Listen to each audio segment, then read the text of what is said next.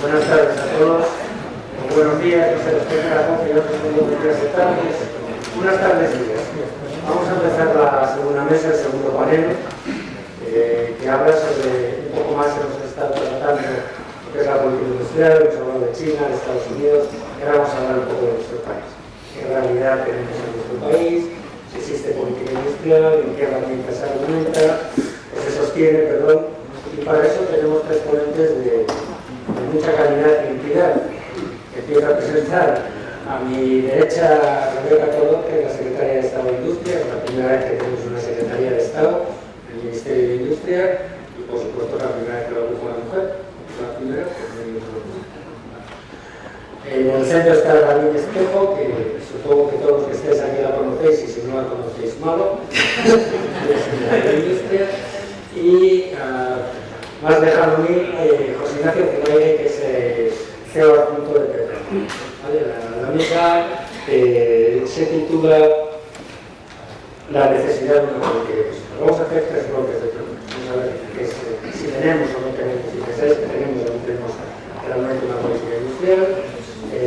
Luego vamos a hablar un poco de las herramientas que sostienen esta política industrial, que vamos a sostener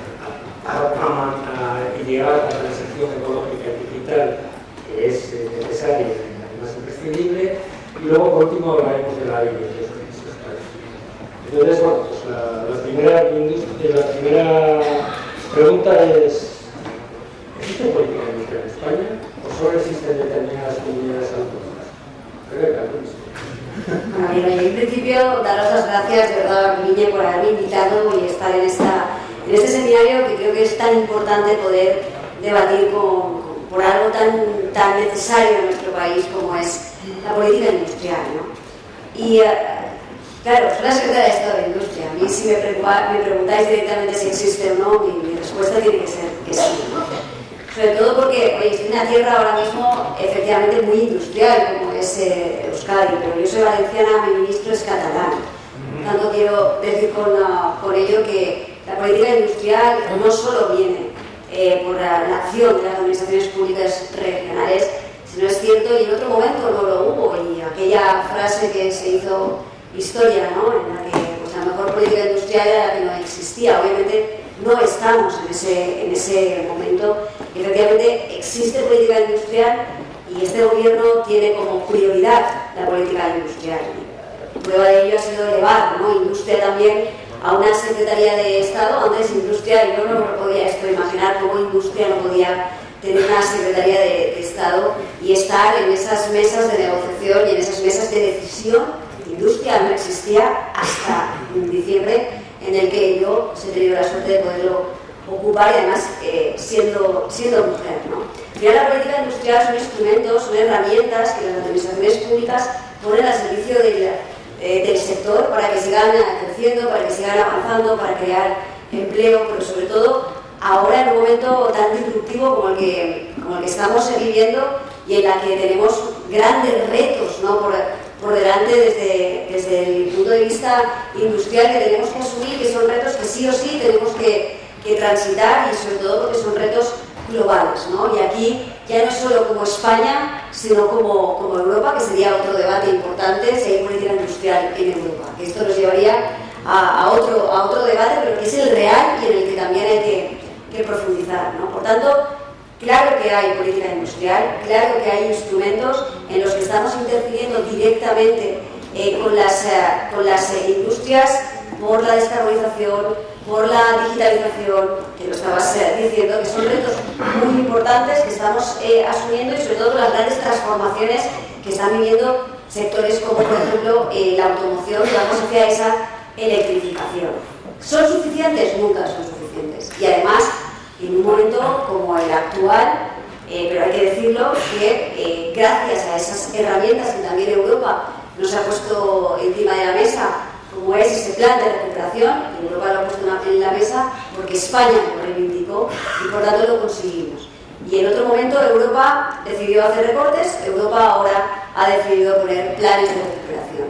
Y esos planes de recuperación es lo que nos está permitiendo ahora a España tener un importante volumen de presupuesto que estemos inyectando directamente en la industria. Y pongo un ejemplo, mi secretaría antes gestionaba 2.000 millones de euros al año, estamos gestionando ahora 8.500 millones de euros al año que van directamente a la industria.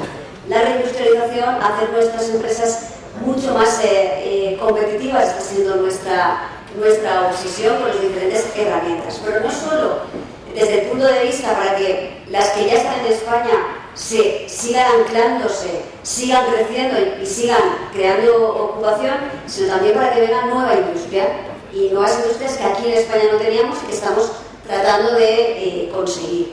Por tanto, al final es lo que tenemos anclado y mejorarlo, traer de nuevas, y siempre hay también crisis empresariales que muchas veces no vienen porque hay más producción o menos producción, sino por decisiones a veces globales que están afectando también a algunas empresas de nuestro país, y que también estamos dotándonos de instrumentos precisamente para que esas empresas puedan cambiar de propietarios, pero no se pierda la actividad de nuestro país. Y de ello hablaremos luego en la ley de industria. Por tanto, una pregunta tan genérica como si existe o no, yo tengo que decirte que sí, siempre hay margen de mejora, pero ello también está contribuyendo a que en España actualmente haya 21 millones de españoles trabajando, de los cuales 10 son mujeres. Y lo que sí que tengo muy claro, y lo he aprendido a lo largo de toda mi trayectoria en la administración pública, es que siempre es porque hay una colaboración público-privada, porque la administración pública podrá poner los instrumentos, pero la parte privada es la que tiene que invertir también.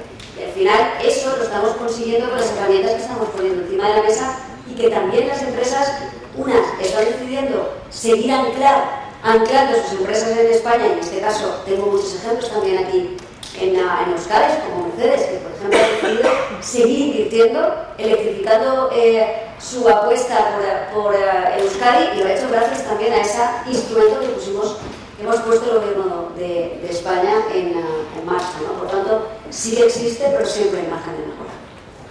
No tienes razón, que si me llegas a decir que no existe política industrial, se acabó el debate.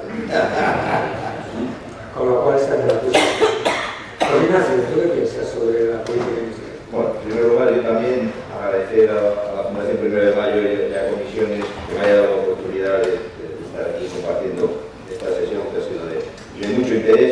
Hombre, yo soy de Bilbao, pero delante de la Secretaría de Estado decir que no hay política industrial, pues ya anosado no soy. Por lo cual, yo entiendo que existe política industrial, además que ha existido tanto en España como lógicamente en Euskadi. Por eso voy a dar un dato de mi trayectoria profesional, porque al final la trayectoria profesional marca muchas veces bueno, pues cuál es tu posicionamiento, cuál es tu opinión. Yo ahora estoy en el sector privado, yo pasé más de la mitad de mi carrera profesional en el sector público. Y estuve en el sector público del gobierno vasco, y además pues, mi primer puesto fue técnico de reestructuración industrial. O sea, ese es el primer puesto. Luego ya fui jefe del servicio de política industrial y luego hice consejero de industria y energía. Bueno, ya siempre vinculado a la política industrial de Euskadi, por lo cual, hombre, lo que yo diga hay que ponerle un factor corrector, porque yo, hombre, eso debe para ello, ¿no? Un factor corrector, pero bueno.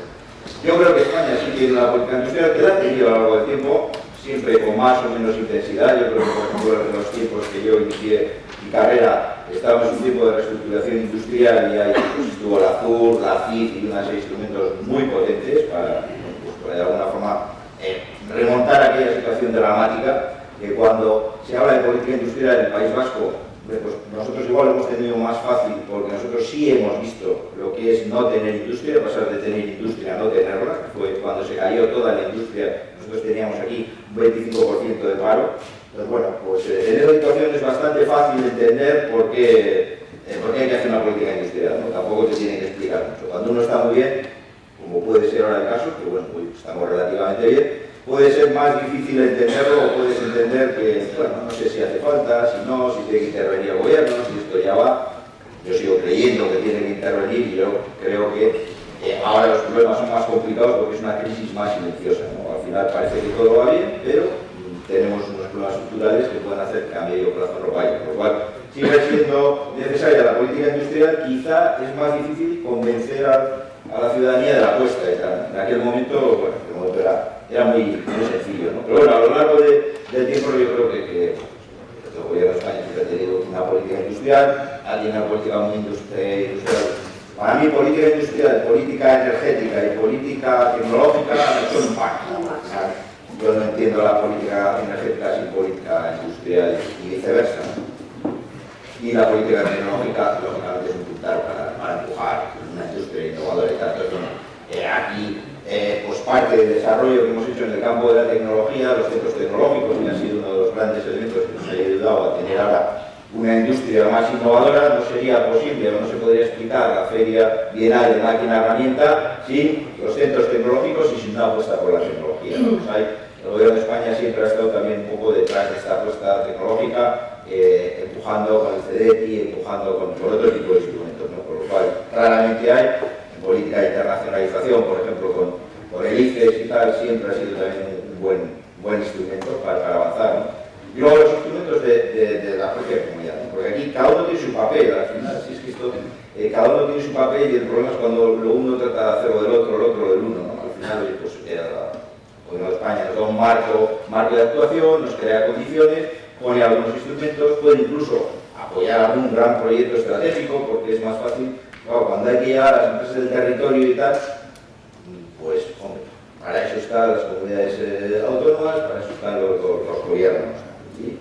Ese fue un poco el papel del propio gobierno vasco, que bueno, pues desarrolló ahí sus propios instrumentos, y sí es cierto que bueno, sí fuimos innovadores en aquel momento, ¿no? Que después de la reestructuración, a la vez que nos reestructurábamos, pues se lanzó políticas como la política de clúster, que en aquel momento hoy todo el mundo habla de clúster, y pues claro, esto en el año 90 de la política de clúster, y cuando nos veía aquí Michael Porter, que era como el gurú de tal, pues bueno, era una cosa como innovadora y tal. Entonces, bueno, sí que había una serie de instrumentos y mucha apuesta, ¿no? Alguien hablaba de las 3 Cs, yo creo que pues la clave del éxito de la política industrial vasca detrás también tiene 3 Cs. Una es consenso, muy importante. Sin consenso político y social no se puede sacar adelante esto, ¿no? Al final, si uno permanentemente está atenazado porque se hace apuestas importantes, y a veces en esto de la política industrial hay que hacer apuestas. Hacer política industrial es apostar por cosas, no es esto de estos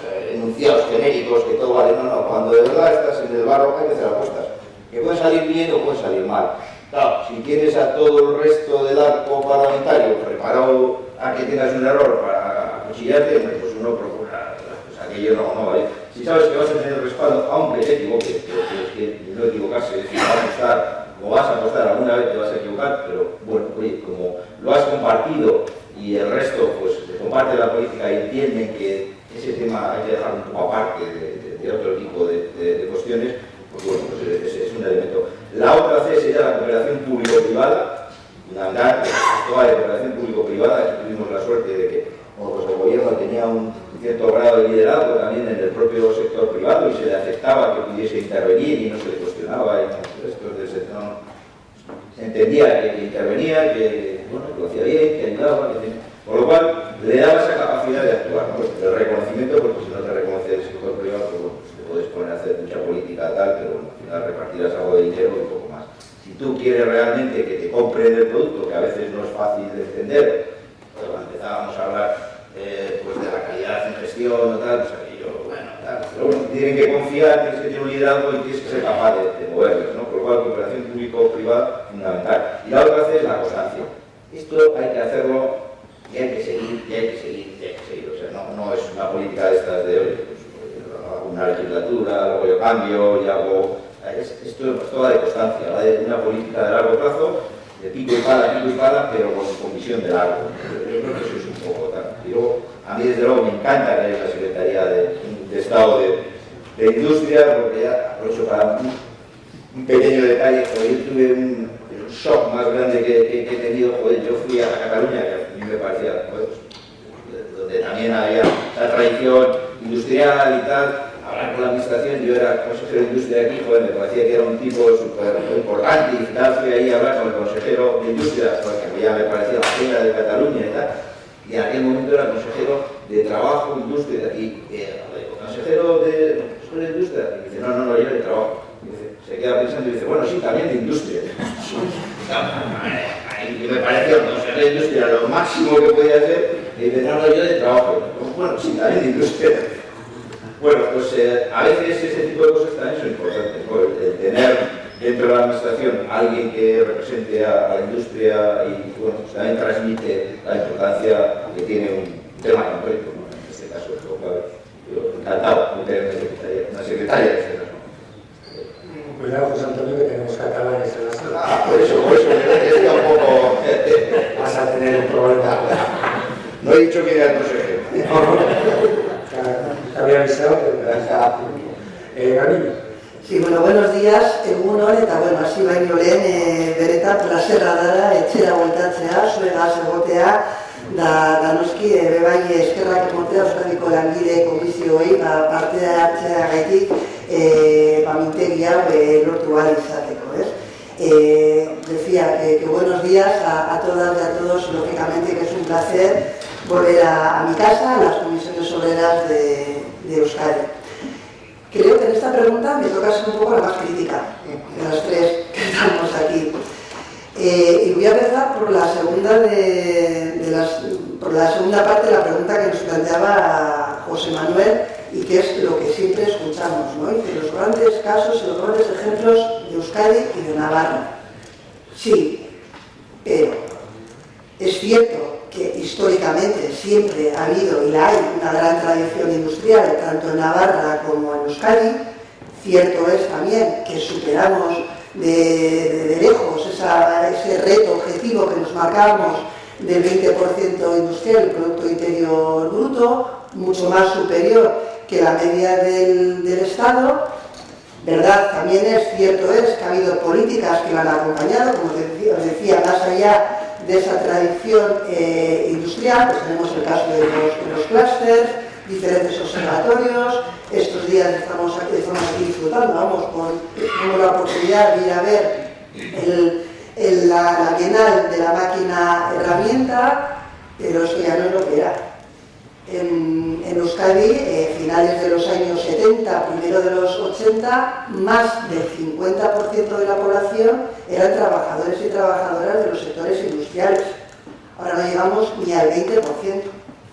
Mi abuelo, a primeros de los 80, cogió su maleta de un pueblo pequeño de Málaga para ir a trabajar en lo que era antiguamente los explosivos Río Tinto de Galdaco. Ahí hubo un gran flujo de migración, lo que es dentro de Euskadi, de extremeños, extremeñas, gente de Andalucía y otros puntos del territorio, pero como digo, esto ya no es lo que era. A día de hoy justo libramos ese 20% a contrapartida del crecimiento que está habiendo del sector servicios. Y a mí cuando se habla que esto del cambio climático también puede favorecer o que empieza a favorecer el turismo también en el Cantábrico, me pone los pelos de punta. ¿Qué queréis que diga? Entonces yo creo que, como os digo, sí es cierto que hay esa gran tradición industrial, que es verdad que haciéndonos una comparativa con el resto del territorio, pues estamos muchísimo mejor, pero que tenemos muchos retos por delante y mucho que recuperar de lo que hemos perdido de aquellas grandes fábricas, ¿no? Ayer anoche disfrutando de una cena con compañeros y compañeras y, joder, qué bonito se ha quedado Bilbao. Esto ya no es lo que era, pero si no es lo que era, tampoco para lo malo, porque también hemos perdido esa parte de la industria tradicional nuestra, ¿no? Y sobre si existe una política industrial, pues yo sinceramente creo que podemos encontrar tantas respuestas como a personas de las que se nos pregunte, sobre todo porque podemos tener conceptos diferentes de lo que entendemos que es o que debiera de ser la política industrial. Si la respuesta es que la política industrial son diferentes medidas, acciones que van favoreciendo el desarrollo sectorial, que garantizan ciertos retos que tenemos por delante, pues sí, tenemos una política industrial insuficiente seguramente o con mucho que mejorar por delante, pero si el concepto, el qué debiera de ser la política industrial, que es el concepto que defendemos desde las comisiones obreras, no existe una política industrial como tal. ¿Por qué? Porque una política industrial real que necesita la industria de este país, primero debe ser con unas políticas que nos marquen una estrategia de futuro por delante. Estamos hartas, prácticamente no hartas, pero bueno, sí en el día a día, en la transición digital, la transición ecológica, la energética, e incluso la demográfica también, que no se ha hablado en el día de hoy, pero que también es uno de los retos que tenemos por delante, pero no hay un consenso compartido entre todos los agentes de cuál es la estrategia como país que debemos tener, que debemos defender para garantizar esa reindustrialización que tanto demandamos y que tanto reivindicamos. Por lo tanto, como os decía, política industrial como tal, como Estado, como estratégica, no la tenemos. Tenemos, como os digo, muchísimos retos por delante y en un momento además crucial también, porque hablamos de la política industrial europea, esa que no existe a día de hoy, las amenazas que nos vienen tanto desde Estados Unidos como de China, luego comentaré un poquito más en las siguientes preguntas. Pero yo aquí también quiero aprovechar para hacer ese llamamiento a esas elecciones europeas, a esa participación de este domingo 9 de junio, porque también nos estamos jugando de lo nuestro, de lo que es el comer, de garantizar ese desarrollo industrial. Dicho esto, vaya por delante también tender la mano desde Comisiones Obreras para empezar a trabajar de manera consensuada entre todos los agentes sociales junto con el Gobierno para garantizar ese futuro industrial, esa reindustrialización, recuperar la industria allá donde se ha perdido, garantizar esa industria allá donde nunca ha existido, porque hablar de industria es hablar de lo de comer. Hablar de industria es también hablar de reparto de la renta, de políticas de renta, es hablar de servicios públicos, es hablar de sanidad pública, de enseñanza pública y de esa necesidad de la mayoría social que representamos lógicamente en nuestras comisiones obreras. Pues muchas gracias a los tres. Yo me voy a quedar con una frase del profesor Amat de esta mañana, que decía que incluso para no hacer política industrial hay que hacer política industrial. Entonces es algo que tiene que estar ahí, que evidentemente siempre se hace de una manera u otra. Pero realmente, me acuerdo usted que ha habido política industrial, que siempre se ha mantenido de una manera u otra, más acierto o menor acierto, como mayor ambición o menor ambición, pero ahora entramos en un escenario nuevo. Es un escenario que antes teníamos política industrial, teníamos proyectos, pero ahora tenemos un montón de fondos para desarrollar esa política industrial. Un montón de fondos para desarrollar la lucha contra el cambio climático, las energías renovables, la escasez de materias primas, incluso los temas hídricos que van a ser un problema en todo tiempo, y nos hemos dotado de unas herramientas como por ejemplo son los PERTES. Los PERTES es la herramienta con la que estamos desde los fondos Next Generation y Repower intentando crear una política industrial o crear unas herramientas para que la industria de este país se ponga a la cabeza de tal y no perdamos la soberanía industrial y seamos tecnológicamente independientes, que no dependamos de otras tecnologías que van a salir ahora y que creo que es muy necesario invertir en I+D para desarrollar esas tecnologías y no depender de otros, que eso conlleva siempre que no adquirimos en el mercado. Entonces, vamos a hablar un poco de los PERTES, la herramienta en la que nos hemos dotado. ¿Cómo la veis? ¿Creéis que está cumpliendo los objetivos? ¿Que tenemos un problema administrativo con algunos de que son muy... que necesitamos más transparencia, una herramienta de control de cómo se inciden esos fondos y que si realmente van a servir para lo que se pensaron, que es desarrollar la industria y la política industrial de este país? José Ignacio, si no te importa. Muy bien. Bueno, pues esto voy a ser más crítico, ¿no? Vamos aquí a darle una vuelta un poco. Ya te veo con cara. No, bueno, yo creo que el PERTE es una buena herramienta, así en genérico planteado es una buena herramienta. Yo creo que es complejo, es muy complejo, sobre todo para las empresas pequeñas y medianas. Yo creo que una empresa más grande, bueno, pues con la ventaja de que, bueno, pues tienes equipos, tienes medios, puedes estar, pero esto realmente para soltar un PERTE, para trabajarlo y tal, desde una empresa pequeña, pues tiene su complejidad, no es un sistema fácil, ¿no? Yo entiendo. Europa, hoy también se decía que al final se empeña en regular, se empeña en todo complicarlo mucho, al final es muy barroca, que definía la regulación europea como barroca, es que todo lo regulamos, todo le damos 80 vueltas. Yo creo que hay una cierta percepción también, o bueno, lo que subyace detrás es que no nos fiamos de las empresas y entonces les obligamos a que justifiquen 80 veces cosas, no sé qué, que bueno, podrías partir de lo contrario, de que oye, pues este señor no me va a engañar, es honesto, eso sí, como luego le pille que me ha engañado, porque le haré una auditoría o tal, pues tendrá un problema serio, ¿no? Pero aquí hombre, hay que demostrar que se es inocente desde el principio, ¿no? Por lo cual, bueno, pues eso requiere mucho esfuerzo.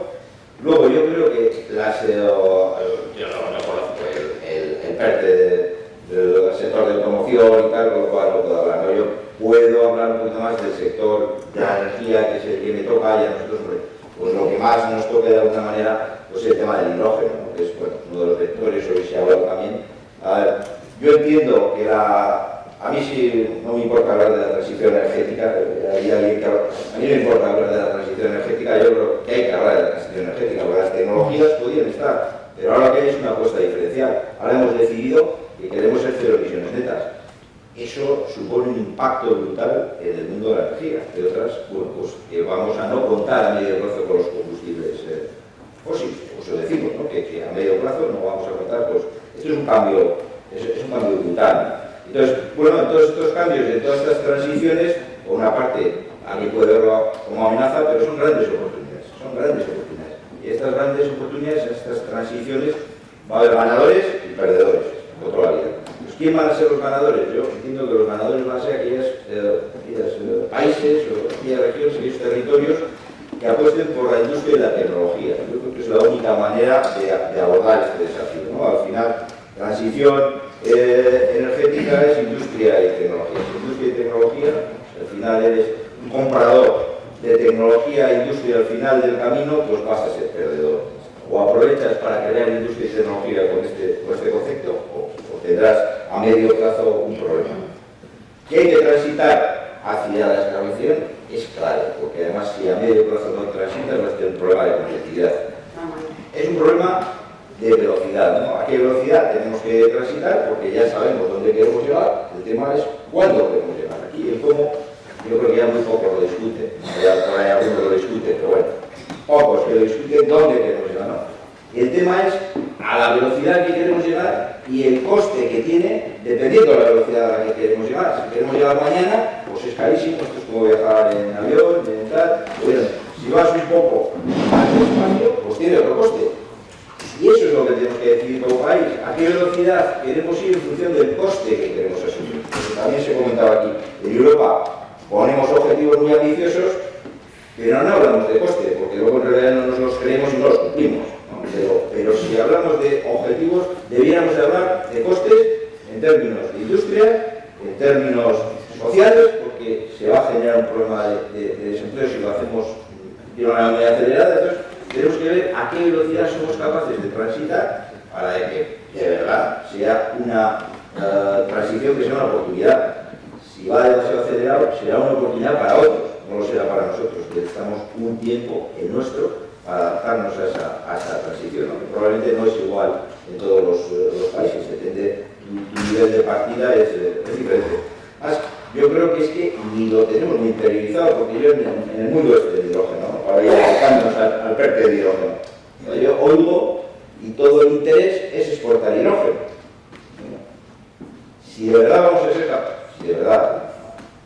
vamos a ser capaces de producir hidrógeno renovable en condiciones muy competitivas, pues será una oportunidad histórica para reindustrializarnos o para mejorar la competitividad de nuestra industria. Si lo primero que se nos ocurre es que el hidrógeno renovable voy a colocárselo a los alemanes, que por cierto están viniendo todos los días aquí, para comprarnos el hidrógeno tal, yo al alemán siempre digo, oye, vamos a firmar, ya sé lo que tú quieres, y tú tienes que saber lo que yo quiero. Yo quiero exportarte acero verde, no hidrógeno verde. Yo quiero que esos señores hagan acero verde, y exportarte acero verde. Ya entiendo que tú quieres hidrógeno verde, para exportarme luego a mí con mi propio hidrógeno acero verde, ¿no? Pero bueno, ese es un poco, y ahí es un poco lo que tenemos que decidir, ¿no? Y entonces, el PERTE.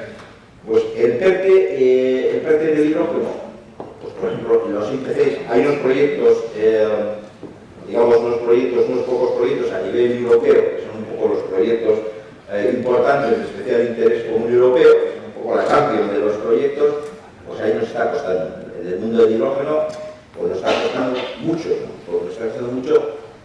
En España puede haber 8 proyectos, 7 o 8 proyectos de estos, o sea, no hay 500. Entonces, el empujar estos nos hace tener la primera capa, porque si no somos capaces, hemos hecho proyectos pequeñitos, pero ahora necesitamos hacer un gran proyecto de producción de hidrógeno para que empiece la bola a rodar. No solo lo vamos a poder hacer si tenemos este apoyo. No vamos a engañarnos, la transición energética es cara y hay que pagarla. Entonces, o la pagamos a medias entre lo público y lo privado, o va a ser difícil que solo lo privado asuma ese cambio tan brutal. Entonces, este primer paso sí que necesitamos que eso salga rápido. pero no solo para nosotros, por lo menos nosotros lo hemos enfocado así. Y ahí va una segunda parte que nos faltaría un poco los precios. Nosotros hemos entendido, cuando digo nosotros, en este caso ya en mi empresa en la que ahora trabajo, Petronor en este caso, ha decidido que efectivamente quiere ser una refinería de cero emisiones netas. Tiene claro que para ser una refinería de cero emisiones netas necesita hidrógeno renovable y necesita trabajar en economía circular. Entonces, la parte del hidrógeno la tenemos claro y ahí nos jugamos el futuro. Y habrá petróleo en el futuro si somos capaces de darle la vuelta a eso y a medio plazo sustituir los combustibles fósiles por este tipo de nuevos combustibles. Entonces, pero cuando vimos eso dijimos, bueno, eso es una buena oportunidad para Petronor, pero después es una buena oportunidad para el País Vasco. ¿Por qué esto no va a ser una buena oportunidad para el País Vasco? Digamos, en las condiciones que teníamos en Euskadi, y vimos que realmente teníamos condiciones para crear aquí un valle de hidrógeno. A nuestro valle le llamamos Corredor Vasco del Hidrógeno, ¿no? Y dijimos, bueno, ¿por qué no nos acompañamos de toda una serie de industrias que aprovechan esto para desarrollar cadena de valor? Porque, bueno, habrá alguien que tendrá que hacer el autobús de hidrógeno. Si va a moverse los autobuses, o algunos autobuses de largo recorrido se van a mover con hidrógeno, alguien tendrá que hacer el autobús. Hombre, pues casualidad tenemos un fabricante de autobuses aquí, ¿no? Si realmente los señores del acero van a producir acero verde, necesitarán hornos de hidrógeno. Pues da la casualidad de que tenemos no uno, dos compañías, una guipuzcoana y una vizcaína, que fabrican hornos para siderurgia de gas. Bueno, pues es una buena oportunidad para que hagan el horno de hidrógeno, ¿no? Y así, sucesivamente, en muchas industrias podíamos desarrollar toda una cadena de valor que permitiese que se beneficiase de esto que en principio puede ser una amenaza, pero vamos a transformarlo en una oportunidad. Incluso para otro tipo de industrias. Acero, por ejemplo, aquí tenemos siderurgia, tenemos cemento, y son procesos que por mucho que digan algunos, no es posible descarbonizar con electricidad. No es posible. Entonces, nuestra teoría es descarbonícese con electricidad toda la industria, cuyos procesos se pueden descarbonizar con electricidad, 100%, descarbonice todo. Y el resto, siderurgia, cemento, vidrio, de los cuales aquí tenemos bastantes y son empresas importantes y que nos sujetan una parte de nuestro tejido, las tenemos que descarbonizar con hidrógeno. Vamos a tratar de descarbonizarnos los primeros, en lugar de que el alemán se descarbonice antes y me acabe vendiendo el acero verde y acabe vendiendo el acero verde a los fabricantes de automoción porque van a querer tener acero verde para fabricar sus coches con huella cero de carbono. Voy a ser yo el que dé ese paso. Voy a tratar de... Para eso necesitamos una producción importante de hidrógeno, porque sin escala no hay precio. Incluso necesitamos infraestructura, porque esta escala hemos conseguido con producción agregada. En un primer momento pensamos, bueno, pues cada uno ya se montará ahí su electrolizador, su tal, se producirá ahí su hidrógeno y tal. Esto ya tenemos claro que no funciona porque los precios no lo aguantan. Para lo otro hay que hacer un esfuerzo muy importante, pues que lo otro ya es inviable de salir. Con lo cual, sí que le pedimos un poco al PERTE esto, ¿no? Que primero, acelerar para poder tener esta masa crítica que tenemos de hidrógeno y luego apoyo para el conjunto de la cadena de valor, ¿no? Que nosotros podamos presentar el conjunto del valle un poco al PERTE, pues a un PERTE de valles o un PERTE de Euskadi, que nos ayude un poco para no ir solos, porque nosotros digo, la grande, digamos, Petronor ya tiene la subvención, bueno, por lo menos la presubvención, digamos, para ese tema.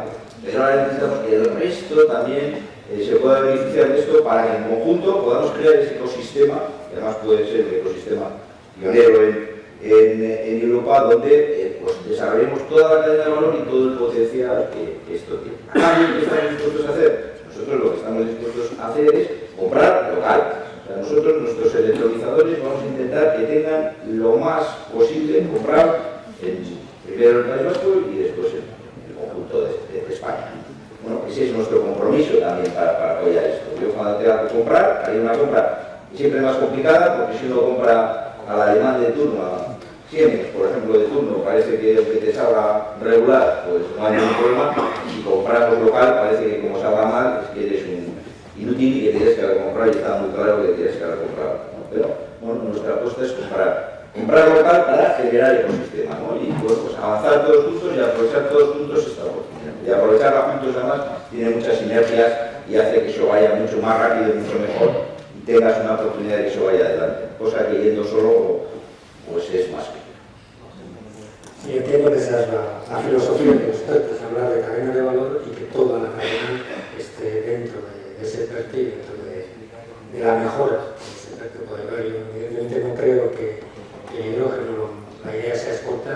El hidrógeno, la idea es generar la necesidad de hidrógeno, que es lo que no tanto, y cuando generemos la necesidad aparecerá el vector energético del hidrógeno. Si no generamos la necesidad, pues aparecerá en el PowerPoint, que queda bien y sale, pero no va a partir y no va. Entonces, me parece muy bien, se ha explicado muy bien el parque de hidrógeno, se nota que lo tienes bien desarrollado y se nota de qué empresa viene, no voy a decir cuál, pero bueno, entonces... Presidente del Corredor Vasco del Hidrógeno. Aquí defiendo al colectivo. Me parece muy bien el ejemplo y el desarrollo del mismo.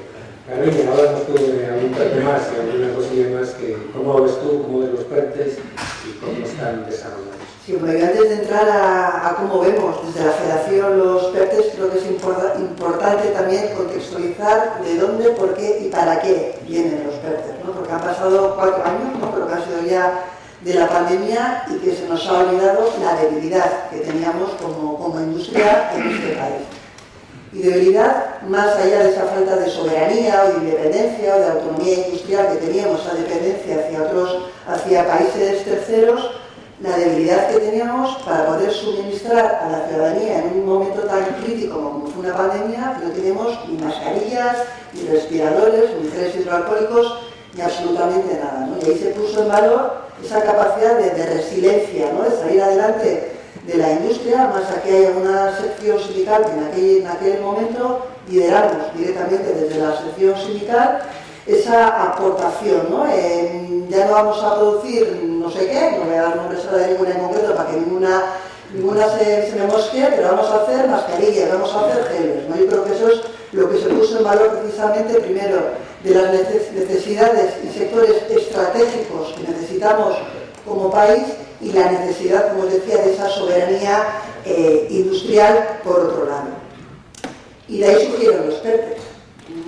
Toda crisis trae una oportunidad y en este caso la crisis sanitaria lo que nos puso encima de la mesa, además a consecuencia de la aceleración que hubo de las diferentes transiciones que había que acompañar a los diferentes sectores en esa transición, como os digo, se había acelerado, ¿no? Y bueno, como os ha comentado también en una mesa anterior, desde la Unión Europea, pues bueno, a través de los fondos Next Generation, aquí en el país, en el Estado, fue a través de los PERTES, pero como también se ha comentado, creo que ha sido el profesor, creo que son 12 PERTES, creo que tenemos ahora mismo en el país, pero que los ha decidido unilateralmente el gobierno. Aquí nadie ha contado, en este caso con agentes sociales, al menos no con nuestro sindicato, de qué PERTES creíamos que eran necesarios y PERTES, repito, qué medidas necesita el sector en concreto para ese desarrollo sectorial para afrontar esa transición, ¿no? Y junto con esta locura de que por qué este PERTE sí y por qué este PERTE no, la otra gran, voy a llamar, debilidad que tenemos en ese organigrama o configuración de gobierno, de tener el Ministerio de Industria por un lado y el Ministerio de Transición por el otro. Entonces, claro, garantizar ese desarrollo sectorial, pero sin olvidarnos de lo que está pasando desde la puerta, desde el Ministerio de al lado, ¿no? Pues eso ha surgido y, bueno, sois conocedores y conocedoras de sobra de las trabas y dificultades que se nos pone por delante hacia él. Ahora, en julio, hará 3 años del primer PERTE que se publicó, que fue el PERTE, si recordáis, del vehículo eléctrico y conectado. Ahí ya, esta federación, fuimos críticas porque más allá de no preguntar, comentar qué PERTES eran necesarios, sino que se elaboró este PERTE sin contar absolutamente con los sindicatos, con el sindicato, en este caso, que representamos todos nosotros y nosotras. Aquello salió mal. Salió mal porque, como ya lo dijimos, no recogía precisamente las cadenas de valor que comentabas tú anteriormente, ¿no? Entonces, bueno, es una de las cuestiones que hubo que corregirse, que es verdad que con la diferente aprobación de los diferentes PERTES también para el vehículo eléctrico conectado se han ido corrigiendo, pero es verdad también que más allá de las trabas administrativas, son 8.500 millones, ¿no? Creo que son los que en total que se manejan en este caso desde el Ministerio de Industria. Me gustaría saber el dato de cuántos realmente están llegando a las empresas, y ya no tanto a la gran empresa, que también, como puede ser el Petronor, aquí como ejemplo, o la Mercedes que se comentaba también, como como esas grandes empresas tractoras precisamente de la pequeña y mediana empresa. Porque hablamos de industria y parece que hablamos de las grandes, pero es que el gran tejido productivo de la industria es la pequeña y mediana empresa. Entonces la labor, el papel precisamente de esta gran empresa, como digo, debiera de ser de empujar y hacer de tractora de esta pequeña y mediana empresa, que bueno, a juicio de esta Federación de Comisiones Obreras, pues creemos que hay aún mucho que mejorar. Y un poco más esto lo también a la primera de las preguntas, ¿no?, sobre esa política industrial real. Y cuando hablamos de qué estrategia tenemos como país, es precisamente todas estas cuestiones, ¿no? ¿Qué PERTES son necesarios? ¿Cómo lo vamos a distribuir? ¿Qué participación va a haber? ¿Realmente va a llegar a la pequeña y mediana empresa, que es el eslabón más débil de toda la cadena en esa transformación, tanto digital como ecológica o energética? Y sobre el tema de la transición energética, creo que aquí también cabe perfectamente este claro ejemplo. Además, se comentaba también en una de las empresas ese papel protagonista también de la energía renovable. Y que yo no me cansaré de decir que como país podemos ser líderes precisamente en la energía renovable, la fundamental, la principal, por nuestra situación geográfica. Tenemos mar, tenemos tierra y tenemos sol, y eso no se deslocaliza. Deslocalizaron mucha parte de las cadenas de valor, pero eso es nuestro y eso no se va a mover aquí. ¿Cuál debiera de ser la reflexión, la apuesta, el objetivo que nos va por delante, el reto? Si queremos ser una isla que única y exclusivamente se limite a esa extracción, a esa captación de energía renovable, o si realmente apostamos por generar empleo en todo el ecosistema que hay alrededor, por ejemplo, de la energía renovable.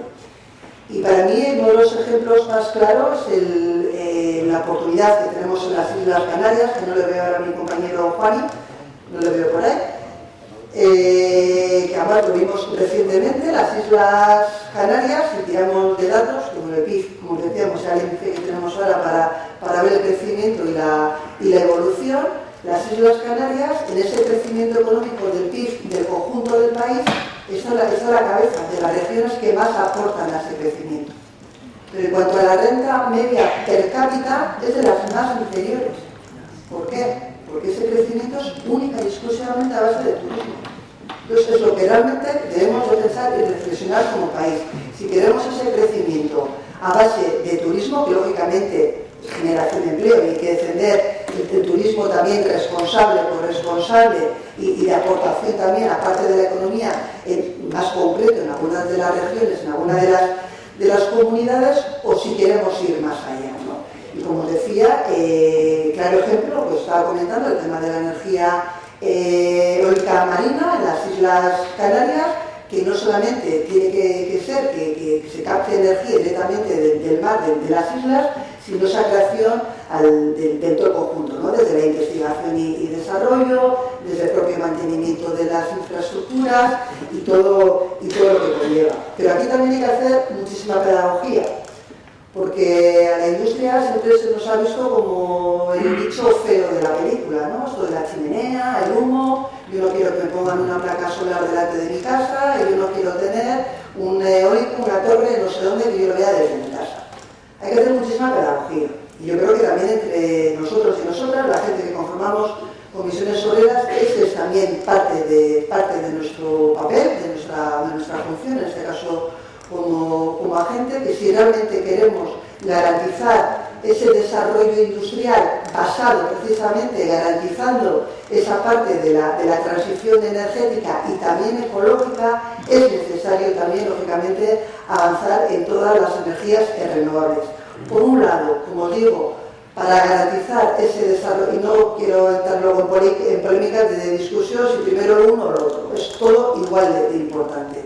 El desarrollo industrial, por un lado, el poder generar industria que nunca ha existido en muchísimos de los rincones de nuestro país, que nos debe ayudar además para recuperar esa España vaciada, que os voy a contar en muchísimos los rincones de vosotros y vosotras que estáis en el día de hoy, pero no solamente para esto, sino que también para captar inversión en nuestro país. Porque si somos capaces nosotros y nosotras como país de generar esa captación de energía renovable, también vamos a captar precisamente nuevas inversiones para nuestro país.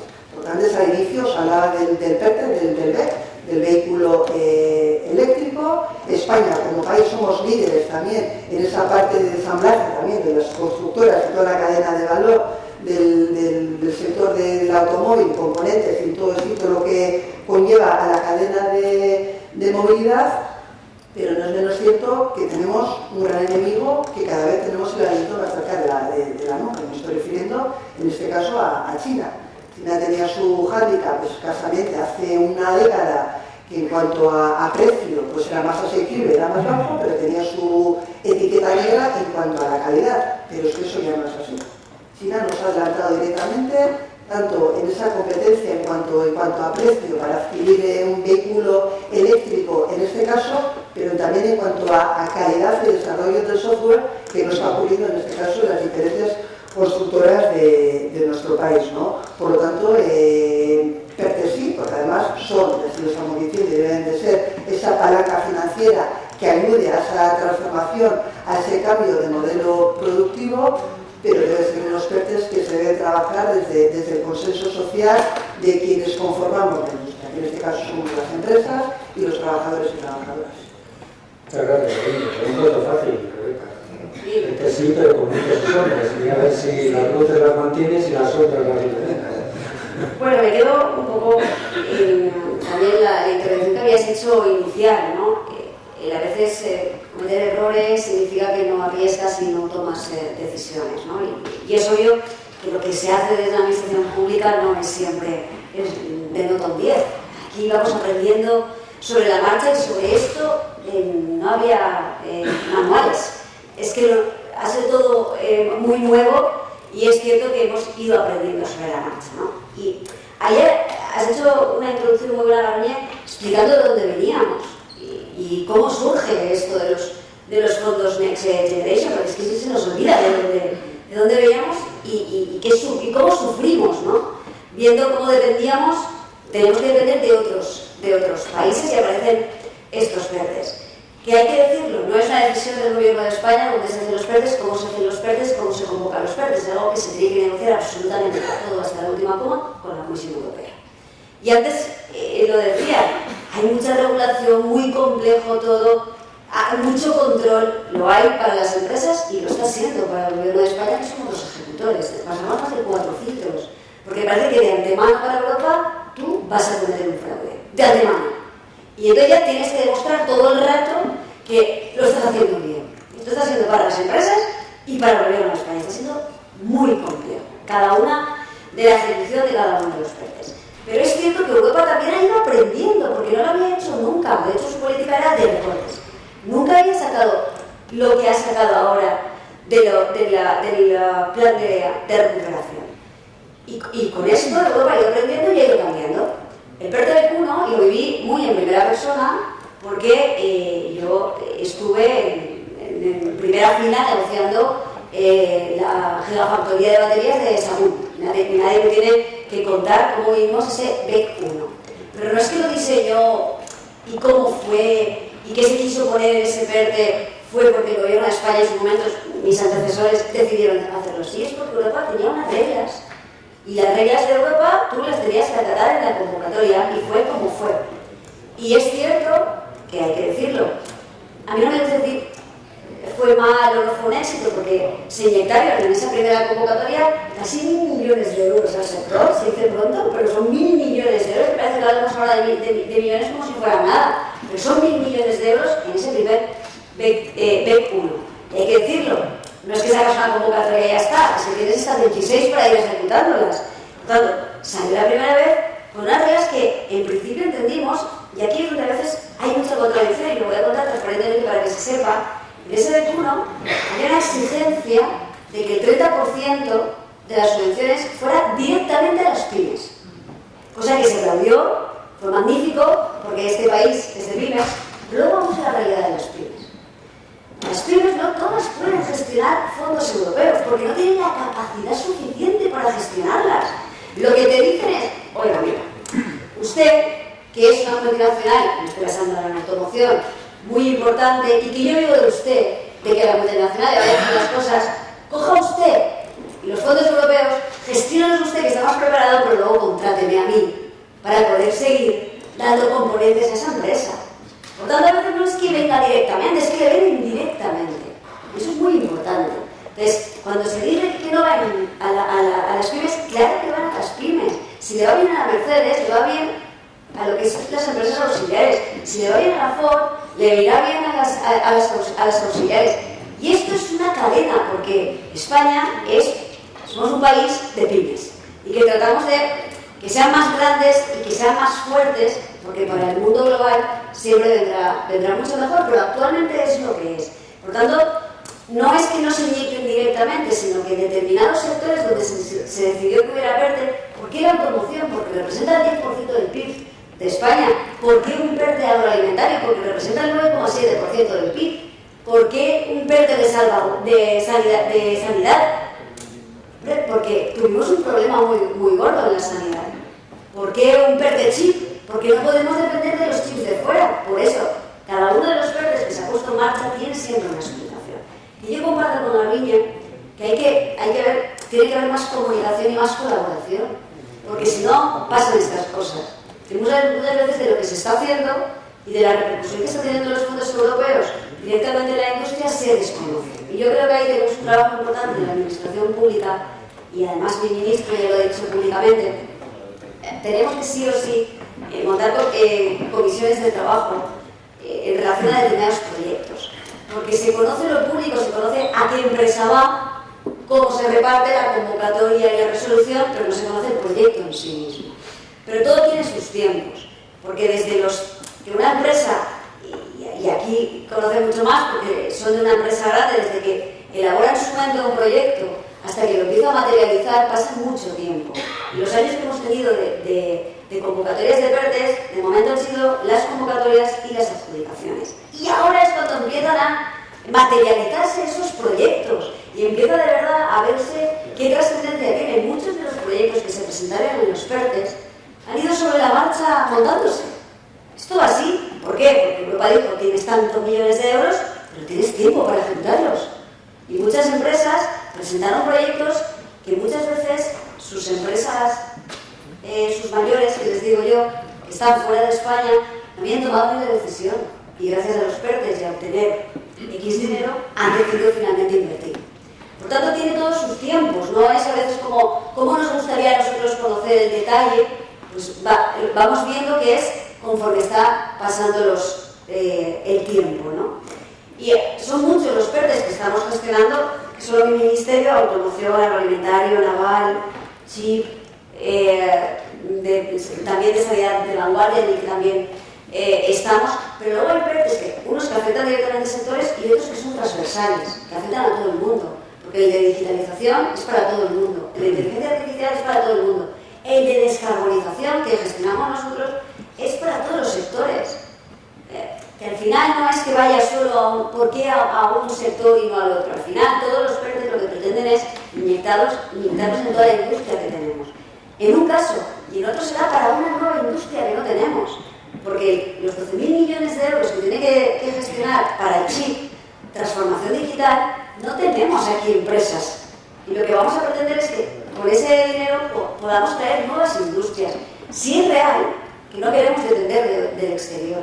Si eso es real, hay que poner los instrumentos también, no solo para anclar las que tenemos y mejorarlas, sino para traer nuevas industrias.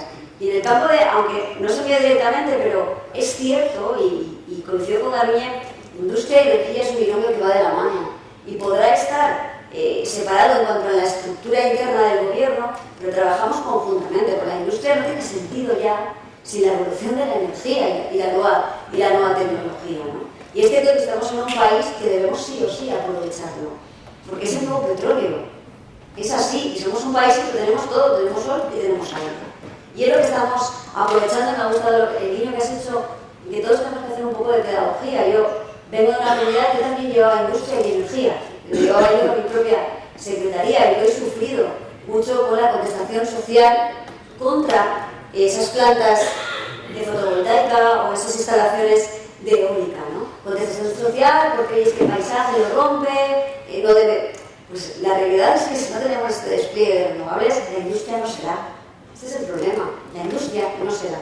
Porque o la industria pasa por una descarbonización con nuevas tecnologías o morirá. Y esto es así. Entonces, cuando antes lo interioricemos, que el sector privado, ya os digo que lo tiene muy interiorizado, y me da igual que hablamos de siderurgia que hablamos de las refinerías, todo el mundo tiene muy claro que pasa por la descarbonización y es el trabajo que estamos haciendo. Por tanto, los FERTES podrán ser instrumentos que no son óptimos, que vamos mejorando sobre la marcha, que Europa, desde el BEC1 hasta los FERTES que estamos sacando ahora, ha cambiado las reglas del juego. Por eso nosotros hemos podido cambiar y hacer los FERTES más ágiles, porque Europa nos lo ha permitido, porque al principio no nos lo permitía. Entonces, vamos aprendiendo todos sobre la marcha, ¿no? Y lo que le estamos exigiendo a Europa es, oye, todos estos retos que nos están permitiendo los FERTES, están permitiendo a la industria, a los sectores industriales, poder asumir estos nuevos retos. ¿Qué pasa? Con el 26 ya no hay retos. Ya hemos lanzado el debate. España, el primer país, Estado miembro que ha lanzado ya el debate en Europa, debe haber un segundo instrumento. Siga Fondos Next Generation 2 o un nuevo instrumento. Pero los retos van a seguir estando ahí y la industria va a necesitarlo. Y es muy posible que las grandes empresas, los grandes sectores puedan haber aprovechado este primer instrumento, pero luego todo es una cadena, ¿no? Una cadena de valor. Y dentro de una propia cadena de valor hay también propias cadenas de valor, porque en el tema del vehículo eléctrico, es el vehículo eléctrico, toda una cadena de valor, pero dentro de la propia batería hay también una propia cadena de valor de empresas que no están aquí, como por ejemplo Cátodos, no están en el país y que estamos intentando también que lleguen. Por tanto, hay que seguir mejorando, hay que ayudar a la industria en estas grandes transformaciones y antes lo decíamos, emisiones cero, y hay sectores incluso que no se pueden descarbonizar completamente, y antes lo decían. Una cosa son los tiempos, en qué tiempos, porque muchas veces las nuevas tecnologías aún ni existen, y esto es así. Hay muchas tecnologías que en un futuro se utilizarán y que ahora de momento no nos las hemos inventado. El hidrógeno no está lo suficiente maduro aún para que se inyecten en industrias, algunas que me conozco muy de cerca, como es la cerámica, que para que se descarbonice va a utilizar un hidrógeno, pero aún la tecnología y la maquinaria aún no ha llegado y vamos a tener que transitar. Pero hay sectores, como antes lo has dicho, por ejemplo el del cemento. El cemento hay una parte que se podrá descarbonizar, pero hay otra parte que nunca se va a poder descarbonizar. Y tendremos que encontrar otras soluciones, como es la almacén del CO2, para otro uso, y en todo eso estamos trabajando. Por tanto, los FERTES puede que no sean óptimos, pero están siendo herramientas en las que nos está sirviendo para ir evolucionando conforme va pasando el tiempo, ¿no? Y hay una cuestión que no quiero dejar de comentarla, y es la autonomía estratégica.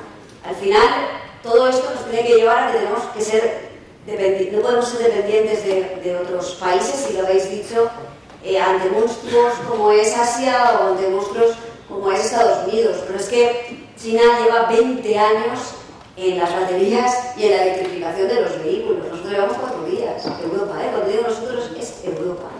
Por tanto, Europa, que lo vuelvo a decir, hay que hacer un debate importante sobre la industria de Europa, hasta que no asuma que la política industrial es vital para el desarrollo de los Estados miembros, va a ser complejo. Ha avanzado, pero hay que seguir avanzando. En materia de autonomía estratégica, y luego lo puedo abordar más cuando hablemos de la ley de industria, que vamos a incluir, estamos haciendo una prueba piloto y estamos siendo pioneros en Europa, y la verdad que la Comisión Europea nos está financiando y ha dicho que quiere que cojamos la bandera, porque no lo había cogido ningún Estado miembro, hemos sido nosotros, que es precisamente hacer esas reservas de capacidad industrial nacionales, que hemos empezado ya, hemos constituido la RECAPI, con fondos que nos va a ayudar la Comisión Europea, y queremos ser pues, como espejo para hacer esa RECAPI pero europea, para realmente tener las capacidades industriales para momentos complejos. Y no significa esto que tienes que hacer un almacén de mascarillas porque se te caducaría, no serviría. Pero sí que tenemos que preparar nuestras industrias, determinadas industrias, tenemos que hacer una salvaguardia en ellas, y además tenemos que ayudarlas y protegerlas porque son vitales para momentos complejos. Y lo que vamos a tratar de hacer es identificar determinados sectores, determinadas empresas, para ayudarlas a que en un momento puntual puedan ponerse a producir cosas que al igual no producen, pero que van a tener la capacidad y el apoyo propio del gobierno para poderlo hacer. Esto es lo que nos va a ayudar a poder salir de una crisis como de la pandemia. Y al final tengo la suerte porque aprendí muchísimo que gestionar sola 10 vuelos, 10 fletes de material sanitario de un mercado como fue tan complejo en China, y eso fue, yo creo que lo peor que podría hacer en mi vida como gestión. Eso no se puede volver a repetir, ¿no? Que dependamos tanto de productos que, ojo, que ya hacíamos aquí y que se deslocalizaron, porque la tierra, soy un Ontinyent, que es textil, y ya hacíamos mascarillas, y hacíamos batas sanitarias y las dejamos de hacer. Por tanto, todo esto es muy importante y lo estamos trazando. ¿Y dónde lo estamos? No solo lo estamos ejecutando, sino que lo vamos a trazar y dándole un marco jurídico. Y ahora hablaremos de ello, ¿no? Porque al final lo estamos haciendo, pero hay que marcarle un marco para que también luego desde las otras administraciones autonómicas y las municipales también puedan contribuir a ese desarrollo. Por tanto, son instrumentos que no serán perfectos, pero desde luego nos están ayudando a trazar una buena hoja de ruta para contribuir a la reindustrialización. Muy bien, Rebeca, en este proceso de mejora de los PERTES, apúntate que para la parte que estamos aquí sería muy importante que cada PERTE o cada proyecto indicara cuál es la capacidad de empleo de ese proyecto, la formación o recualificación de las personas y sobre todo el mantenimiento de producciones de esas empresas que acceden a un dinero para unos proyectos, pero claro, la parte del negocio nuestra es el empleo y nunca se ve reflejada para nosotros, es muy importante. Bueno, ahora vamos a pasar a la última pregunta. Antes de que me empiecen a hacer desde ahí abajo, así para cortar el tiempo, nos quedan 15 minutos. Os lo tengo que decir, vosotros utilizar el que queráis, yo ya quedé bien, esto se terminó, ¿vale? Y vamos a hablar de la ley de impuestos, ¿vale? Una ley de industria que lo decíais esta mañana en la rueda de prensa, que la última ley de industria que tenemos, pues hablar de transición digital o de inteligencia artificial no estaba en ningún embrionario. Que estamos buscando en la industria. A mí me preocupan dos cosas. La ley de industria tendría que salir con un consenso y tendría que ser una ley de Estado, para que no pase como con otras leyes que, en función de quién legisla y cómo legisla, pues se hacen cambios o modificaciones. La situación política del país, pues no parece que apunta a muchos consensos, la verdad, pero bueno, como en esto hay que ser positivo e intentar cosas. Y luego también me preocupa otra cosa que habéis dicho en todas las preguntas. ¿Qué incidencia va a tener la Unión Europea en esa ley? ¿Cómo nos puede mediatizar o cómo nos puede ayudar, ¿no? Quisiera que habláis sobre todo, aunque os fuera de referir un tema que sí me interesa, que es, a veces tenemos problemas con determinadas empresas que son estratégicas y en algún momento parece que está apareciendo la participación del Estado en esas empresas, no sé si para salvarlas o para salvar los activos. No sé si eso va a ser una condición nueva de la ley de industria, yo creo que sí es necesaria, que no deja de ser una participación público-privada como solicitamos en otro entorno, pero bueno, esa es un poco ley de industria, consenso, Unión Europea como colaboración público-privada. Entonces, como me está mirando mi secretaria general, y cómo seguimos y eso. ¿Cómo te voy a mirar, man? Luego lo que puedo, si hay tartamudo que... Ley de industria, nueva ley de industria, por supuesto, y cuanto antes. Pero tampoco de cualquier manera. Tú decías antes en la rueda de prensa, en la rueda de prensa y siempre que hemos tenido oportunidad, venimos demandándola desde hace muchísimo tiempo, porque no podemos estar hablando de transición digital de una ley que es del año 92, ¿no? Creo recordar, donde prácticamente el móvil no teníamos ni a modo usuario, ¿no? Entonces, lógicamente, es necesaria de manera urgente esta ley, pero como os decía, no cualquier ley. Y los tiempos no son fáciles. No son fáciles en cuanto a situación, contexto político del país. Yo creo que el consenso va a ser muy, muy difícil y sobre todo porque hay una parte de ese arco parlamentario que directamente está negando incluso la Agenda 2030, por lo tanto la transición digital y transición ecológica pues se la pasa por donde ellos digan, ¿no? Pero es cierto que apartando a estos, por decirlo de alguna manera, cuando hablamos con el resto de grupos parlamentarios de manera bilateral, el sindicato con ellos, con los grupos parlamentarios, ninguno niega la necesidad de una nueva ley de industria. Pero es verdad que luego a la hora de entenderme muy entre comillas, de regalar una foto al gobierno porque finalmente se ha salido adelante la ley de industria, pues yo tengo mis dudas de si realmente lo apoyaría o no lo apoyaría. Porque veréis, hace 2 años, si recordáis, lo hicimos aquella mani en Madrid por el Pacto de Estado por la Industria, creo que fue 1 o 2 semanas después de aquella manifestación, tuvimos una comparecencia en la Comisión de Industria, precisamente para hablar de las bases del pacto, para hablar de la ley, y salvo Vox, el resto de los grupos parlamentarios que están representados en esa Comisión de Industria, todos decían que era necesaria, ¿no? Lógicamente algunos con sus matices, por el tema de las competencias autónomas y demás, pero de manera general y generalizada todos les daban el visto bueno. Por lo tanto, veremos qué es lo que ocurre finalmente. Sobre cualquier tipo de ley, por supuesto que no. Y aquí también pues me toca ser otra vez un poquito crítica. Porque no entiendo que, por ejemplo, una reforma laboral después de 10 años, donde se consensuó, se acordó hasta el último punto y coma, desde el diálogo social y la concertación social, no se ha podido hacer lo mismo con la ley de industria, ¿no? Entonces el sindicato no está para que nos cuenten y nos informen del borrador del anteproyecto de la ley de industria, sino que estamos representando al conjunto de los trabajadores y trabajadoras, por lo tanto tenemos mucho que decir y que aportar el trabajo previo de elaboración, ¿eh? Pero bueno, una vez que está el anteproyecto de ley, como seguramente ya lo conoceremos en breve, ¿qué ocurre si finalmente hay ese consenso, ese apoyo, ese respaldo y tenemos esa nueva ley de industria? Para esta federación son imprescindibles varias cuestiones, muchísimas, pero por destacar alguna de ellas, porque si no, no nos haría mucho tiempo, no tendríamos tiempo, vamos. El tema de la gobernanza. Antes el profesor hablaba de la alianza, ¿no? en el documento que pudiste revisar, pero más allá de la alianza, que efectivamente están representados todo el mundo, menos los trabajadores y las trabajadoras, tenemos un riesgo, por decirlo de alguna manera, de una figura que existe donde estamos aglutinados y aglutinadas diferentes organizaciones y asociaciones, que se llama el Foro del Alto Nivel por la Industria Española, donde hay una sopa de letras que no os podéis ni imaginar. Estamos desde los sindicatos hasta las cámaras de comercios, de escuelas de ingenierías, y bueno, otras tantas asociaciones, y la patronal también está dentro de ese foro, y desde el sindicato entendemos que esa gobernanza, ese seguimiento de lo que tiene que ser esa estrategia de país para el futuro industrial, no tiene que pasar por el foro, tiene que pasar directamente por los agentes sociales, que somos quienes representamos, tanto en este caso la parte empresarial como la parte de los trabajadores y trabajadoras, y como sindicatos mayoritarios aquí creo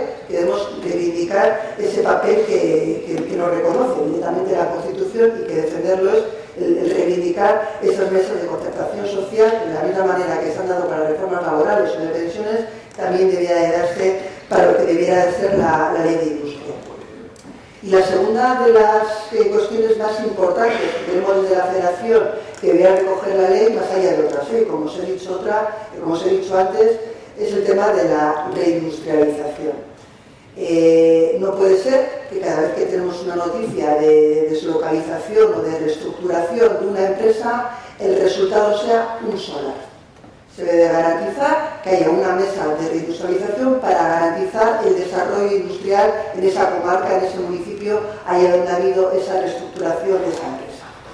Y que casos y buenas noticias, como la que tuvimos hace escaso un mes, creo que fue, con la reindustrialización de la antigua Nissan en Barcelona, con la entrada, afortunadamente, por fin, de Chery, que no sea una excepción, sino que sea la norma y la práctica habitual. Y por continuar, y la más creo que lo comentabas tú, José Manuel, es necesario ese consenso político amplio, porque corremos en el riesgo de, depende quién gobierne en cada momento, esa ley continúe, no continúe o que continúe como nazca en los próximos meses. De ejemplo de ello tenemos la ley de educación, que yo no sé cuántas llevamos ya en los últimos años, ¿no? Dependiendo de si gobierna el Partido Popular, o el Partido Socialista o quien esté en cada momento. Y la única manera, a juicio, a entender lógicamente de nuestra federación, de garantizar esa estabilidad de esa ley, esa cobertura de esa ley, es que tiene que ir acompañada por un pacto de Estado por la industria. Llamémosle pacto de Estado por la industria, llamémosle estrategia de país para el futuro y desarrollo industrial, pero es necesario. ¿Y por qué es necesario? Porque además lo comentaba también Rebeca, ¿no? Muchísimos, a uno de los PERTES que directamente han recaído al Ministerio de Industria, de manera indirecta, afecta a todos los sectores, no solamente a los puramente industriales. Y cuando os decía, recordando la primera de las preguntas sobre si tenemos o no tenemos una política industrial, que yo lo enfocaba a una estrategia de país, esto es lo que debe estar consolidado y recogido y encuadrado en lo que debiera de ser ese de pacto de Estado por la industria. Porque tenemos que hablar de formación, tenemos que hablar de brechas de género, tenemos que hablar de infraestructuras, tenemos que hablar de cohesión social, y todo eso tiene que ser de manera mancomunada, de manera conjunta, con el conjunto del gobierno, con el conjunto de una relación directamente interministerial, por un lado, para garantizar que esa transición sea realmente justa y no quede en un gran titular, y lo segundo, quizás para mí lo más importante, garantizar esa estabilidad, esas decisiones que tomamos hoy que no se puedan poner en riesgo el día de mañana. Y por supuesto, y con eso ya no me enrollo más, teniendo en cuenta siempre, muy importante, y lo reivindicaremos allá donde sea necesario, la participación del sindicato en la construcción de estas políticas. Muchas gracias, Gabriela. Pues como la segunda parte de los agentes sociales, pues Ignacio.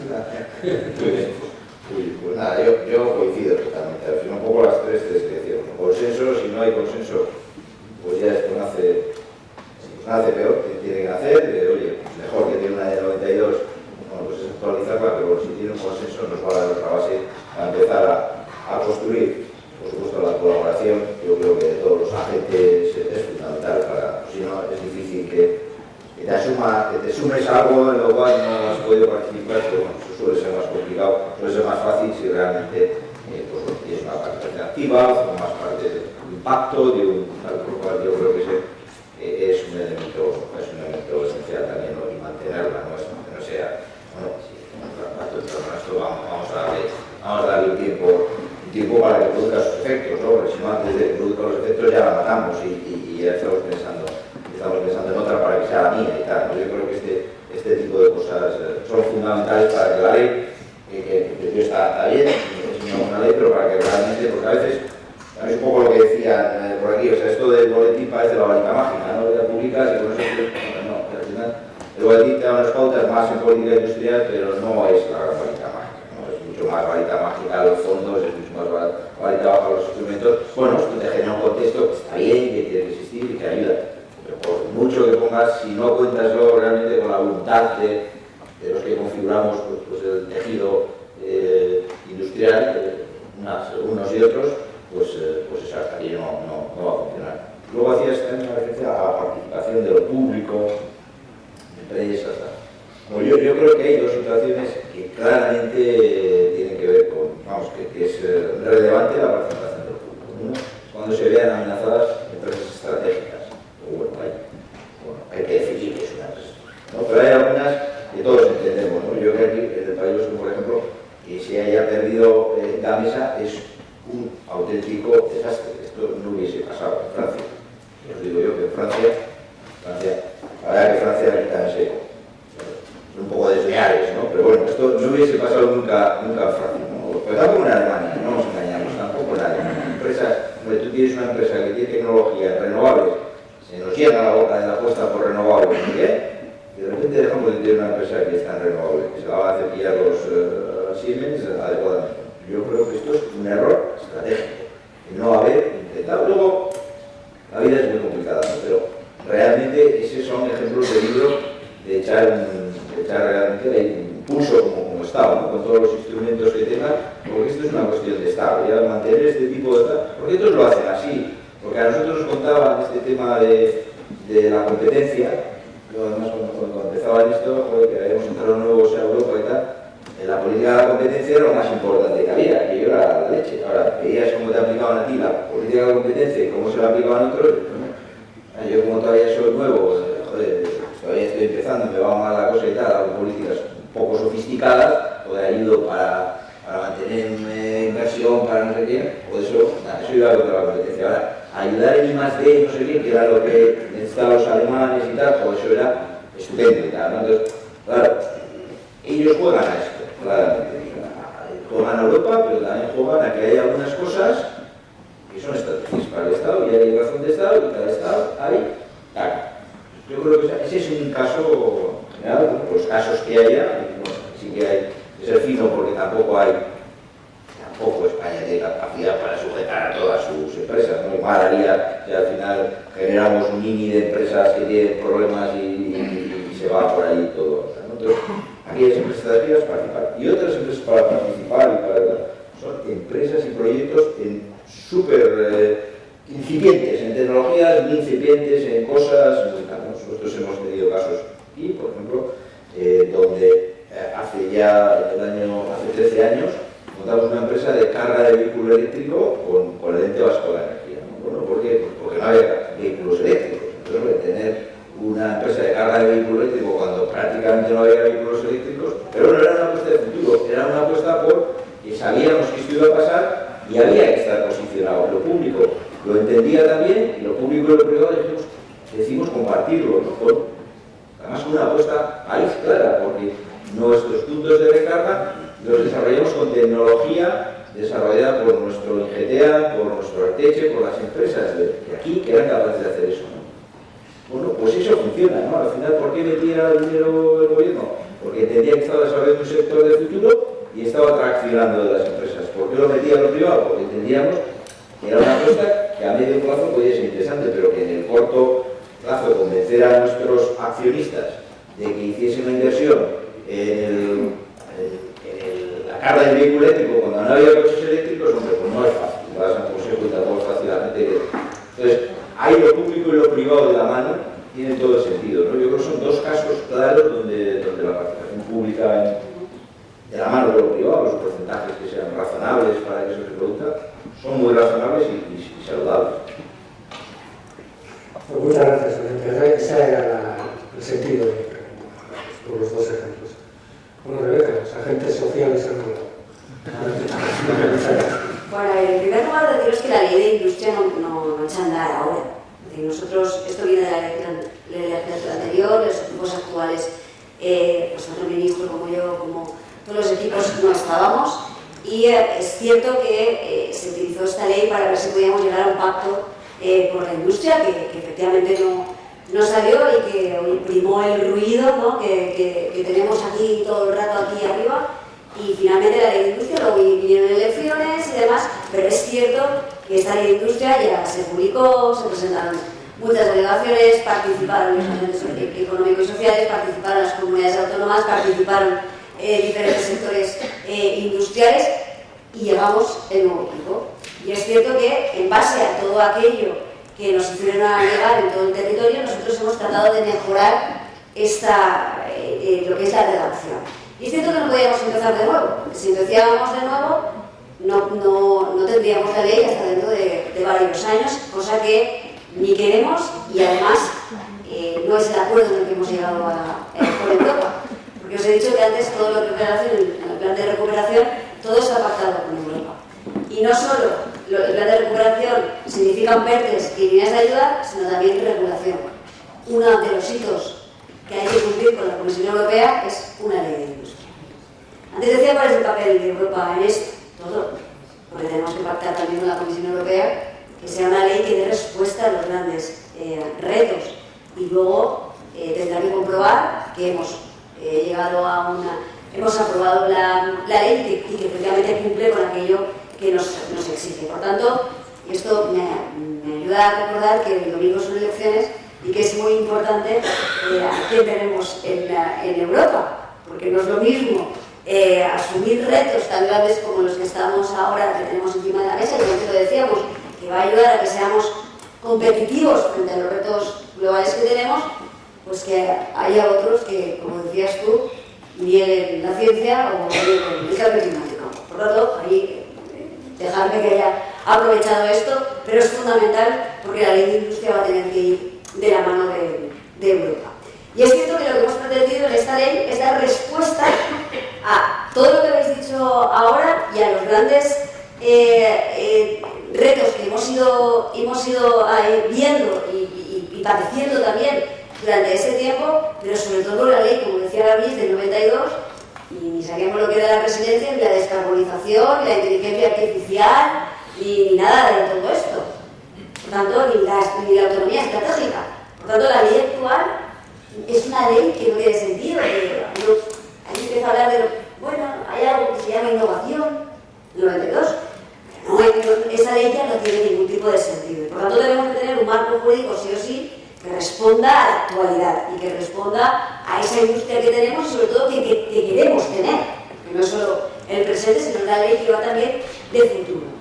Y hemos tratado de dar respuestas con todo lo que hemos estado hablando, de hacer las empresas más competitivas, más resilientes, y también de todo aquello que hemos aprendido y que estamos poniendo en marcha y que lo vamos a poner en un marco jurídico, como son los proyectos estratégicos, que, oye, pues en las comunidades autónomas, que es, no creo que lo hemos nombrado todo este tiempo, es quien tiene la competencia de la política industrial, porque la política industrial es competencia de las comunidades autónomas, no es del gobierno de España, pero somos conscientes que nosotros tenemos, o sea, que el gobierno de España tiene que hacer ese marco regulatorio. Pero es cierto que las comunidades autónomas han ido por delante y en materia, por ejemplo, de proyectos estratégicos, muchas de ellas lo han regulado, pero en el gobierno de España no lo teníamos regulado.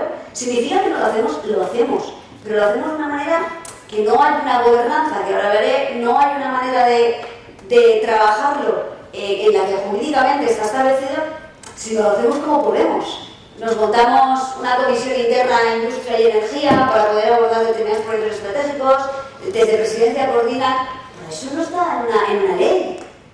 Es lo que vamos a regular ahora, porque de verdad si decimos que X son proyectos estratégicos para hacer evolucionar España, también a la hora de poder facilitarles la vida para que esos proyectos salgan a la luz, la administración pública tiene que tener una gobernanza interna, ¿no?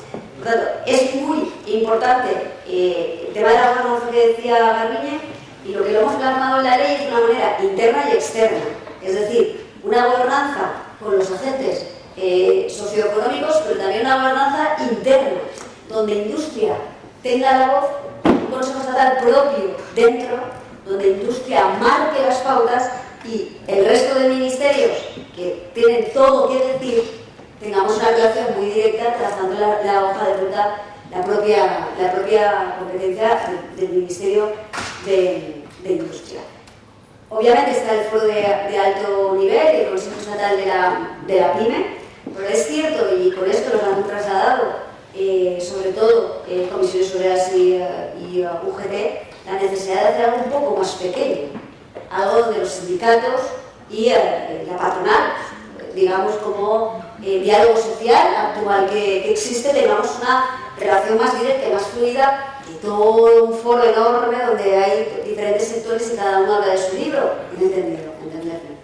Por tanto, esto es algo que vamos a mejorar en la ley y que hemos escuchado a los sindicatos y creo que es bueno que tengamos esa fluidez. Hablabas antes de la estrategia y es cierto, en ninguna ley hemos tenido establecido que teníamos que tener una estrategia y esto lo vamos a dotar también a cada 6 años. España tiene que tener una estrategia industrial y hablábamos de 10, 15 años y entendíamos que 10 y 15 años ahora puede pasar tantas cosas en 10 o 15 años que al final, y veremos todo esto que estoy hablando, cómo termina la ley, porque tiene que tener todo un proceso parlamentario. Pero es vital que tengamos que tener una estrategia. La estrategia no va a salir de un despacho del Ministerio, la estrategia la tenemos que hacer todos juntos. Los sectores industriales, con los sindicatos y las administraciones públicas en plural. Porque algo tendrán que decir las comunidades autónomas, que son las que tienen la política industrial. Y esto hay que elaborarlo cada 6 años, donde vamos a trazar unos objetivos. ¿De dónde queremos ir? estos próximos 6 años, ¿hacia dónde tenemos que ir? ¿Cuáles retos tenemos encima de la mesa? Vale, venga, ¿cuáles van a ser? Digitalización, descarbonización, talento. Es muy importante esto que acabo de decir, el talento para la industria. Eso hay que trazarlo en una estrategia. Tendremos estrategia a cada 6 años y planes a cada 3 años que van a ejecutar esa estrategia. Porque antes lo decía, más allá de una ley, luego lo tienes que trasladar en un presupuesto. Tiene que haber presupuesto, las estrategias y los planes, porque yo también esto de los PowerPoint lo llevo mal. Soy un poco más práctica. Entonces, pero funcionan siempre. Sí, funcionan muy bien, pero hay que aplicarlos. Por tanto, la ley no puede ser una ley que queda muy bonita, va a la estantería o se publica en el móvil y ya está, sino que tiene que tener estrategia y planes dotados del presupuesto. Y esto lo vamos a ver pronto en la ley.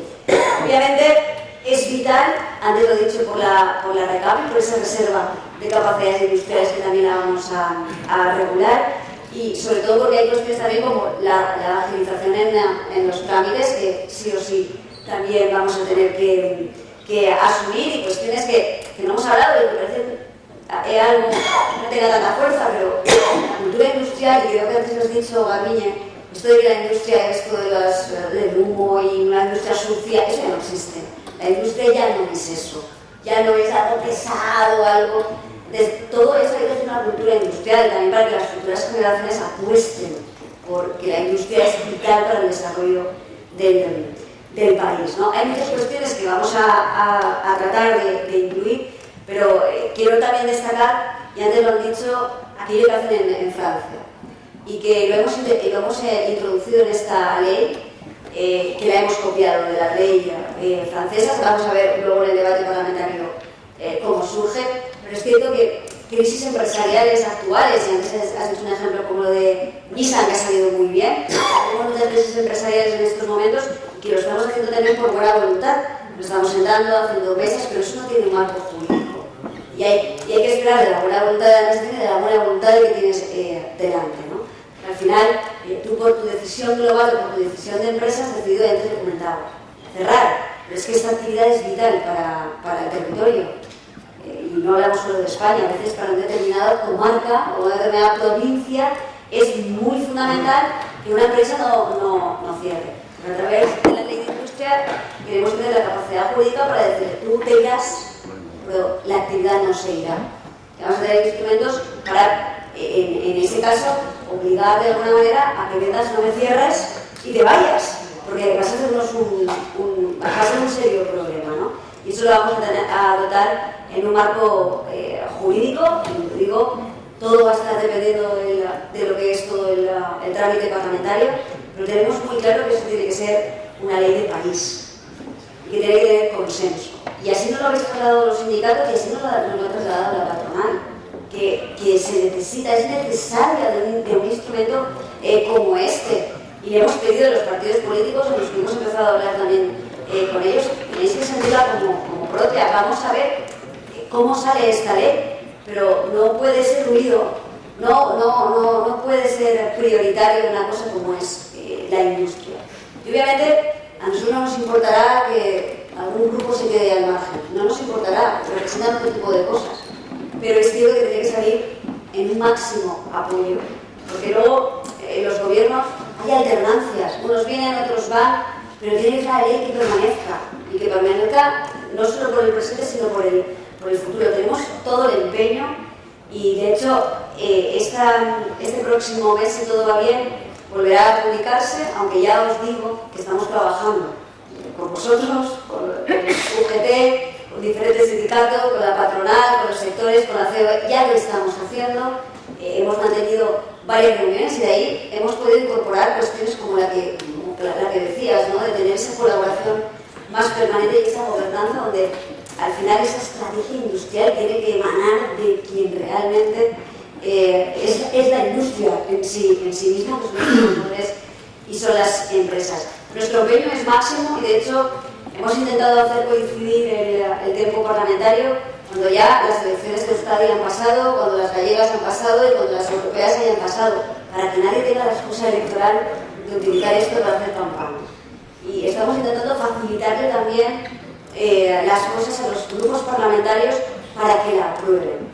y es nuestro empeño, y esperemos que este año podamos tener una ley de industria para todo aquello que ahora estamos haciendo tenga ese marco jurídico que tenga mucha más fuerza y que en definitiva, como decía antes, tenga un único objetivo, que es reindustrializar nuestro país, no depender de nadie, y obviamente siempre de la mano de Europa, porque no entendemos tampoco que la evolución del desarrollo económico e industrial no pase por una política industrial real de Europa, ¿no? Y por eso trabajamos con Europa, para que también, oye, en cosas que considere que estamos haciendo bien, copie y podamos ser espejo de otros Estados miembros, pero yo creo que tener un instrumento jurídico como el que estamos trabajando va a ser vital para que esa política industrial en la que antes garbiña y que a veces pensamos que no existe, pues no tengamos